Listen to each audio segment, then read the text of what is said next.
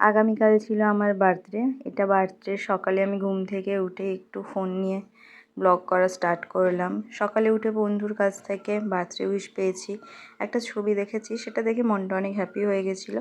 চল এখন নিচে যাই। ঘুম থেকে উঠে এসেই মা প্রথমে আমাকে রেগুলারের মতন এবিসি রসটা বানিয়ে দিল। আমি এই এবিসি রস আর লেবু কফি খেয়েই স্কুলে যাই। তো সকালবেলাতে রোজকারের মতন লেবু কফি খেলাম, তারপরেই লেবু কফি নিয়ে বসলাম। একটু আগেই আজকে রেডি হতে বসেছি, কারণ কয়েকটা কাজ আছে। আজকে বার্থডের জন্য আমি ভাবছি সেনকো গোল্ডে যাব, তো তার জন্য টাকাগুলো বের করে রাখছি, মায়ের হাতে দিয়ে যাব। আমি নিয়ে যাব না ব্যাগে, যদিও আমার কাছেই থাকতো, কিন্তু তাও আমি মায়ের কাছে দিয়ে যাব। এখন সেইগুলোই হিসাব করছি। এখন এই যে বন্ধুর দেওয়া গিফটটা, এই ড্রেসটাই পরেই আজকে স্কুলে যাব। এই পাশে মা আমার লাঞ্চের জন্য টিফিন প্যাক করছে। আজকে লাঞ্চের মেনুতে দেখতেই পাচ্ছ কি কি আছে। তারপর আমি রেডি হয়ে গেছি স্কুলে যাওয়ার জন্য। চলো এখন স্কুলে যাই। তারপর আবার সেই 10টা থেকে 4:30 আমার সেম ডিউটি, স্কুলেই কাটবে আমার বার্থডের দুপুরবেলাটা। তারপর দেখা যাক সন্ধেবেলা থেকে দিনটা কেমনভাবে যায়। এপাশে মা যে টিফিনগুলো প্যাক করে দিয়েছিল মা খাওয়ার জন্য, লাঞ্চে আর ফলের জন্য যেগুলো দিয়েছিল, সেগুলো এখন ব্যাগে প্যাক করে স্কুলে চলে এসেছি। কাল তো প্রচুর গরম ছিল, বসেই সেই জন্য ঘাম মুছে এখন ফ্যানের কাছে এসে বসলাম। এবার ব্যাগ থেকে সমস্ত একে একে বের করব, দিয়ে করে আমার ডেস্কটাকে সাজাবো। আগে ছাতাটাকে গুছিয়ে নিই, তারপর মা যে লাঞ্চের বক্সগুলো দিয়েছে সেগুলো একটা একটা করে রাখবো, তারপর নিজের খাতা বইগুলো বের করে রাখবো। তারপর থেকে শুরু হবে আমার কাজ। প্রত্যেক বছর জন্মদিনের সকালে মন্দিরে যেতাম। এবছরও যাওয়ার প্ল্যান ছিল, কিন্তু বন্ধুর শরীর খারাপ, সেই জন্য সে আসতে পারেনি। সেই জন্য কালকে আর মন্দিরে যাওয়া হয়নি, যাব পরে একদিন, অবশ্যই যাব, পুজো দিয়ে আসব। স্কুলে আসার পথে বন্ধু একটা ছবি পাঠিয়েছিল, সেটা দেখে মনটা খুশিও হয়েছিল, আর বন্ধুকে একটু মিসও করছিলাম। চলো তোমাদের সাথে গল্প করতে করতে আমি আমার টিফিন বক্সগুলো বের করে রেখে দিচ্ছি। এইবার আমার ডেস্কটাকে সাজাই ঠিক করে। এই যে আমার ডেস্কটাকে একদম সাজিয়ে নিয়েছি, আমার দরকারি জিনিসপত্রগুলো বের করে রেখে দিয়েছি ব্যাগটা ওপরে। এটা আমার ডেস্ক। একটা এয়ারপডও বের করে রেখেছি, সাথে কলম, চশমা আর যেগুলো দরকারি জিনিসপত্র লাগবে সেগুলো। আর মা যে টিফিনগুলো দিয়েছিল সেগুলো ওখানে রেখে দিয়েছি, আর ব্যাগটা ওপরে রেখে দিয়েছি। এই হলো আমার ডেস্ক। একজন ম্যাম তাদের বাড়ির কাছে নারকেল এনেছিল, সেটাই আমাদের স্টাফদের সবাইকে খেতে দিল। এখন সেটাই খাচ্ছি বসে বসে। এখন আমাদের 2.5 ঘন্টার একটা মিটিং চলছে, তারই ফাঁকে আমি একটু ভিডিও শ্যুট করে নিলাম। যেহেতু আজকে আমি বার্থডের ব্লগ শ্যুট করব বলেছিলাম, সেই জন্যই একটু ক্লিপিংস নিয়ে রাখলাম। এখন স্কুল থেকে বেরিয়ে সেনকো গোল্ডের উদ্দেশ্যে যাচ্ছি।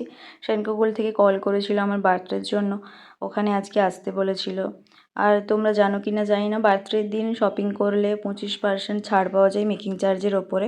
পুরনো কাস্টমার হলে এই সুযোগটা পাওয়া যায়। মা আগে থেকে এখানে এসে অপেক্ষা করছিল আমার জন্য। মাও তমলুকে এসেছিল। মাকে বললাম তুমি সেনকো গোল্ডে গিয়ে বসো, রাস্তায় কেন ঘুরবে। তো মা এখানে অনেকক্ষণ ধরেই অপেক্ষা করছিল। এখন মা আর আমি বসে আছি, ওনারা বসতে বললেন। আমাদের যেটা জিনিস নেওয়া সেটা নেওয়া হয়ে গেছে, ওনারা বসতে বললেন, ছোট্ট একটা সেলিব্রেশন করবে তার জন্য। এখন এই যে আমাদের সামনে একটা ছোট্ট টেবিল রেখে গেল, তারপর এটার উপর কভার দেবে। এখন ওনারা প্রিপারেশন নিচ্ছে আমার বার্থডে সেলিব্রেশনের জন্য। তারপর একজন এসে কেক দিয়ে গেল, তারপর সমস্ত স্টাফেরা ওখানে উপস্থিত থেকে আমার বার্থডেটাকে খুব ভালোভাবে সেলিব্রেট করলো। আর আমার তো খুব ভালো লাগছিল, সেনকো গোল্ড থেকে আমার বার্থডে সেলিব্রেশন করেছে। এই প্রথমবার সেনকো গোল্ডে আমার বার্থডে এমনভাবে সেলিব্রেশন হলো। কখনো তো আসতে পারি না বার্থডে দিন, ওরা প্রত্যেক বছর কল করে ডাকে, কিন্তু মেদিনীপুরে থাকার কারণে আসতে পারি না। যেহেতু এই বছর তমলুকেই ছিলাম, আর স্কুল থেকে যাওয়ার পথেই সেনকো গোল্ড পড়ে, তো সেই জন্য একবার ঢুকে গেলাম, আর নিজেকে একটা ছোট্ট গিফটও করা হলো। এই ভিডিওটা তোমরা হয়তো আগে দেখেছো, তাও একবার ভিডিওটা দেখে নাও। আমি তো খুব খুশি ছিলাম, সারা বাস আমি নাচতে নাচতে এসেছি, সারা বাসে আমি খুব খুশি হয়েছিলাম। আমার জন্য কেউ ছোট্ট ছোট্ট কিছু জিনিস করলে আমি তাতেই খুব খুশি হয়ে যাই। আমার খুব বিশাল কিছু জিনিস লাগে না, আমার জন্য কেউ ছোট্টখাটো জিনিস করলে আমি অত্যাধিক খুশি হয়ে যাই। বাড়িতে এসে আমার কাকিমা জন্মদিনের জন্য আমি কাকিমাকে প্রণাম করলাম, তো কাকিমা আমাকে ছোট্ট কিছুই উপহার দিল, সেটা ছোট না হলেও আমার কাছে বিশাল কিছু। আমি তো তাতে এসেই নাচতে লেগে গেছি।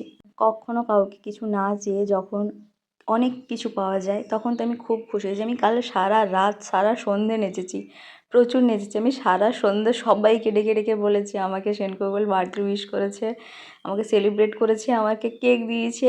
তারপর এসে আমি সবার বাড়িতে বলতে পাশেই আমার কাকু কাকিমারা থাকে, ভাই থাকে, তাদের বাড়িতে একটু খাবার দিয়ে গেলাম। আমাদের গ্রামেই আমার মামা বাড়ি, তো মামা বাড়িতে গেলাম, সেখানে তাদেরকে সব কিছু দিয়ে এলাম। তো তারাও কিছু ছোট ছোট উপহার দিল। আমার তো সেটা নিয়েই খুব মজা, কাল সারাদিন আমি খুব মজা করে কাটিয়েছি।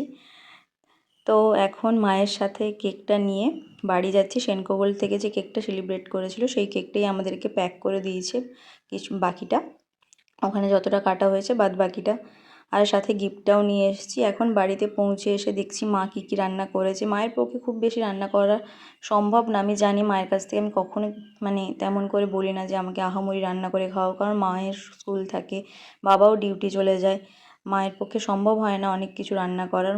মা এই যে কেক এনেছে আর এই মিষ্টি এনেছে। আমার মা বাবা দুজনেরই শরীর খুবই খারাপ, তাই মা বাবার কাছে খুব একটা তেমন কিছু আশা করি না, একটু সামান্য কিছু করলেই আমি তাতে খুশি হয়ে যাই। এই পাশে মা সুজি করে রেখে গেছিলো। আসলে মাও সকালবেলা 10টার সময় বেরিয়ে গেছিলো, এসে স্কুল থেকে এসে মাংস করেছে, করে তারপর তমলুক গেছে। মা আর আমি 6:30টার দিকেই তমলুক থেকে এসেছিলাম। বাবারও আসার টাইম হয়ে গেছিলো, সেই জন্য মাকে বললাম আর ড্রেস খোলার দরকার নেই, বাবা এলে বাবাকেও ড্রেস খুলতে না বলবো, যখন বাড়িতে সেলিব্রেশন হবে তখন আমি ভিডিও করব, তো সেই জন্য বললাম যে তোমাদের ড্রেস খোলার দরকার নেই।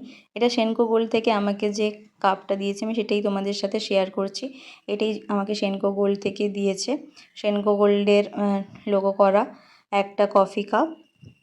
আমাকে যদি ছোট্ট সামান্য কিছু দিতাম তাতেও খুশি হয়ে যেতাম, এটা তো অনেক খুশি। আমি সবাইকে নিয়ে গিয়ে দেখাচ্ছি যে দেখো এটা আমাকে দিয়েছে, আর এটা আমি নিজেই নিজেকে গিফট করেছি, তোমরা হয়তো আগের ভিডিওতে দেখেছো। এটা আমার খুব পছন্দের, আমার কানে সাধারণত একটু বসা আছে, তো আর বেশি বড় ঝুমকো টাইপের আছে, কিন্তু আমার খুব সাধারণ নর্মাল কিছু রেগুলার ইউজের জন্য দরকার ছিল, সেই জন্য এটাই নিজেকে গিফট করলাম বার্থডেতে। এখন বাড়িতে ছোটোখাটো একটু বার্থডে সেলিব্রেশান হবে। আর এই যে দেখতে পাচ্ছ মা কত রকম মিষ্টি এনেছে, ওগুলো সবাইকে দেওয়ার জন্য। এখন আমি সেখানে বললাম যে সেনকো গোল্ডে গিয়ে তো আমি মায়ের সাথে কেক কেটেছি, এখন বাবার সাথে থাক, দিয়ে করে আমি কেক কাটবো। আর ক্যামেরার পেছনে ক্যামেরা করছে মা ওপাশে দাঁড়িয়ে আছে। আমি তো আজকে খুব খুশি, আমি বলে বোঝাতে পারবো না আমি কত খুশি, প্রচুর খুশি। তোমরা হয়তো হাসি দেখে বুঝতে পারবে, কিন্তু হাসির থেকেও বেশি আমি অনেক নাচানাচি করেছি। এমনি কোনো গান চলেনি, কিচ্ছু চলেনি, আমি প্রচুর নেচেছি। আর আমি সবাইকে বলছি, আমি জানি না তোমরা হয়তো এখন আমার ভয়েস শুনে বুঝতে পারবে, আমি এখন সকালবেলা ভয়েস দিচ্ছি, তাতেও আমি খুব খুশি হয়ে আছি। চলো এবার এগুলোকে সমস্ত কিছু গুছিয়ে তারপর সবাইকে দিয়ে এসে আমি ফ্রেশ হই। আমি সেই সকালবেলা 8:30টার দিকে রেডি হয়ে বেরিয়েছিলাম, এখনও আমি ফ্রেশ হইনি। চলো এখন ফ্রেশ হই। তার আগেই যে মামাবাড়ি এসেছিলাম, এটা আমার মামাবাড়িতে সবাইকে একটু জন্মদিনের জন্য প্রণাম করতে এলাম, সাথে কিছু খাবার এনেছিলাম সেটাই দিতে এলাম। তারপর কাকিমাদের কাছে খাবার দিয়ে এলাম। চলো এখন আমি ফ্রেশ হই।